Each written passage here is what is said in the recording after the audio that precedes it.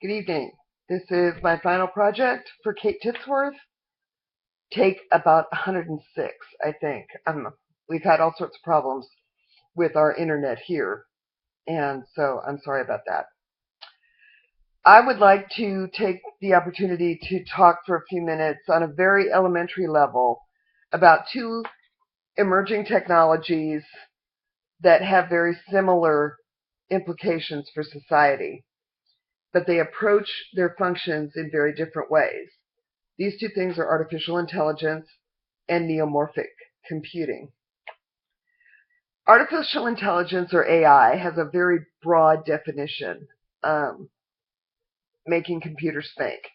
There are several different types of AI, but most of them use a traditional computer architecture, a digital, logical, mathematical process that produces the result.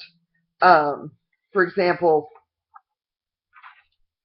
search engines will look at what you've done, what you've searched in the past, and then compare that with other people and what they've done and what they've searched in the past to produce a faster, more accurate result. There are knowledge-based systems that are part of AI. These are based on large, humongous quantities of data.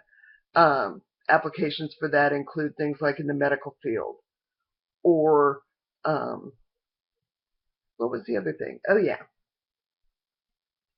Weather. I'm sorry. Weather is a big deal. Using past history, all of that data to create models so that they can better predict what's going to happen. Then there are neural networks. Neural networks use traditional digital hardware architecture, but attempt to process that more like the human brain. Neuromorphic computers, or computing, on the other hand, is an entirely new field, an entirely new type of computer architecture, new languages, new operating systems, new everything. It is based on a more organic approach to computing, where they try to replicate things like neurons and synapses. This is a visual. There it is. Of the top is a diagram of a neuromorphic type of logic or type of process. This is actually a monkey, but this is an example of what a neuromorphic chip looks like with all of these buttons correlating to neurons. On the bottom, you will see that there's a traditional digital, this is an Intel Pentium 4, and a flow chart. Basically, what the guys from IBM are saying is that a traditional computer, the logical, mathematical, digital computer, is a very left brain type of thing. It's a very left brain thing, while the neuromorphic computers are very much more right brain, dealing with creativity and learning to adapt to things. This is more than just a new thought. It's a paradigm shift in the way computers will work or can work. IBM has really spearheaded this, and recently they introduced a new processor where they had created 1 million programmable neurons and 256 million programmable synapses. Now that sounds really, really impressive until you think about the fact that there are probably close to 1 trillion neurons in the human brain. Neuromorphic computer has one significant benefit, and that is that it is very, very power friendly. Like the brain, it only uses power for those neurons that it activates given any specific situation, as opposed to a normal processor that is constantly powered, all of it, all the time, generates a great deal of heat, uses a lot more electricity. there are all these ideas about what to do with all of this stuff. And I have to admit that the idea of creating some sort of intelligence that could perhaps enter a nuclear reactor to shut it down or fix something is very attractive. We could prevent something like Chernobyl or what happened in Japan with Fukushima. So in a nutshell, both of these technologies attempt to make machines better, faster, smarter. Sounds like a pretty good idea, but at what cost? I mean, seriously, what is the purpose of all of these things? And what happens if the computers indeed become smarter than we are? We've created lots of worlds in books and movies and television where humans are forced to cooperate or cope with intelligent machines. In the 60s, we saw 3 specific episodes of the original series of Star Trek. The Changeling and the Ultimate Computer were both specifically dealing with mechanical, with actual just machines that looked like a computer. The iMud episode was more about a series of robots who, as they interact with humans, realize that they are better and smarter and try to take over. Think about the HAL 9000 in 2001: A Space Odyssey. There's the Terminator. Then there's even, if you're a Star Trek geek, the Borg. All of these are machines or man-machine hybrids. And their intelligence tells them that they're better than we are. They're better than humans. They're stronger. They're more powerful. Now, we also have some very nice and very benign examples in fiction as well. We have C-3PO and R2-D2 from Star Wars, or Bicentennial Man, or we even have Robbie the Robot back from Lost in Space all of those years ago on television.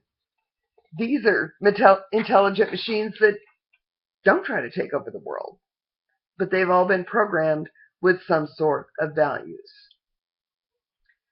As AI and neuromorphic computing become more and more of a reality, how do we deal with this? There is a symbiotic relationship between computers, technology in general, and society. And in the computing world, hardware and software is that symbiosis. Hardware is developed. Software is created to run on that hardware until more features in the software are needed. That spurs a greater or faster or better type of hardware. It's a pretty seamless relationship. We don't realize how often we use artificial intelligence every day. As that advances, this is going to be a really stealthy and insidious advancement into society.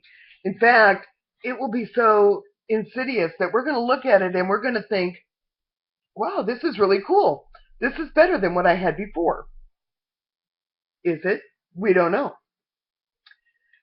Both of these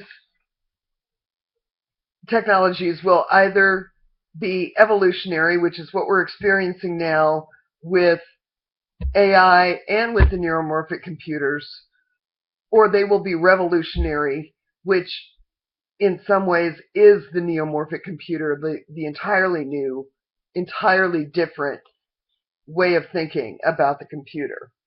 But the question for me remains, why? Why do we need that? Do we need a car that can drive itself? Do we need a smartphone that we can converse with? Do we need more ways to isolate ourselves, or are we just lazy? We don't want to do the work, so let's develop a machine to do it for us. Some of these machines may very well be used to manipulate economies, politics. What if they're created and they can influence weather or other natural disasters. Who uses that? Who can use that? In the end, to me, it becomes a question of values. As these new technologies expand both our and their horizons, as they gather more and more data, how do we teach them values? And whose values do we teach them? We value, in the United States, we value human life, and we believe that people have basic human rights. Not every country or every person believes that. Across the globe, we know that there are businesses that have created an atmosphere of succeed at any cost. The end justifies the means as long as the goal is met. Is that what we want to teach our computers? Is that how we want them to behave? There's a story that has survived almost 70 years next week of an interaction that happened right before the first atomic test, the Trinity test. It is said that one of the scientists approached the military person in charge and basically said, it's not likely, but we have no idea what's going to happen. It is quite possible that we will create an unstoppable chain reaction that will burn up the atmosphere of the Earth and destroy the planet. And the military leader says, it's okay, it's worth the risk. Destroying the planet. Now, in this case, specifically, it didn't. But is that really his decision to make? So where will AI and neuromorphic computing take us? Well, will we end up with my favorite guy, Commander Data, a very smart, very moral android whose sole purpose is to be the best that he can be and assist and do the best that he can do? Or will we be like the Terminator? Simply a robot manipulated by a malevolent Skynet? Or will we end up like the humans in WALL-E? Look at them, stuck in their little lounging chairs. They don't do anything but eat, play video games, watch TV, because the machines do everything for them, and the machines destroyed the planet, so they all left and went to space. Is that what we're going to do? As I stated in my final discussion response, it doesn't matter what time it was, is, or will be. Doesn't matter if it's fire, exploration of the human body, computers, the atomic bomb, space exploration. It doesn't matter. We are a curious species. We explore the unknown for no other reason than to explore. We want to learn more.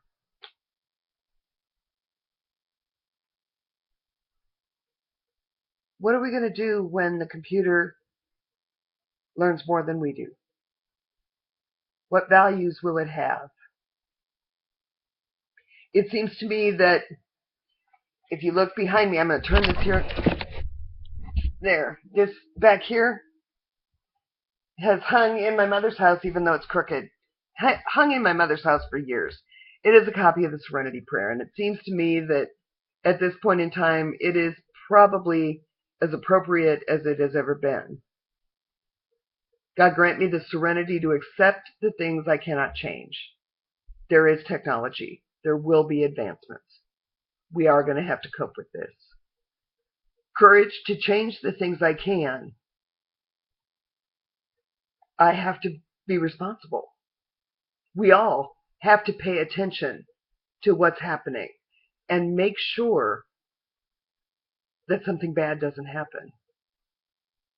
And the last part, please, oh please, the wisdom to know the difference.